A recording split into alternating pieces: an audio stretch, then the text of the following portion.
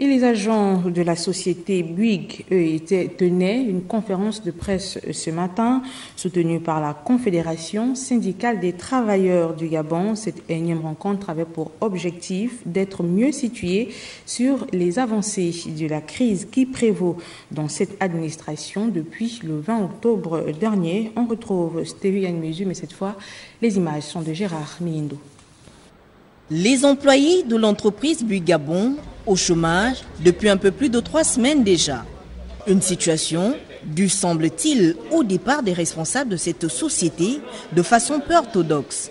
En cette période de fin du mois, période assez particulière pour les pères et mères de famille, devant l'incapacité à assumer leurs responsabilités, la Confédération syndicale des travailleurs du Gabon, par l'entremise de son président, lance son ultimatum. À partir de demain le 25, est lancé, si cela persiste, que c'est un préavis de grève qui va être formalisé de manière propre aux instances appropriées. On va utiliser le droit des travailleurs, du travail.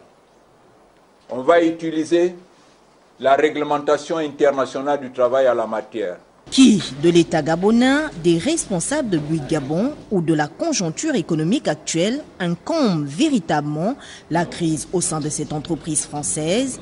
De la conjoncture, on parle du refus par l'inspecteur de travail d'accorder le licenciement. Il y a une incohérence. Et le non-paiement de l'État, il faut qu'on le dise. Le non-paiement de l'État, de la dette, nous ne savons pas où nous nous retrouvons. Bouygues Gabon étant un géant du Gabon dans le monde des affaires, son départ précipité remet sur le tapis les relations de partenariat assez complexes entre le Gabon et les investisseurs étrangers.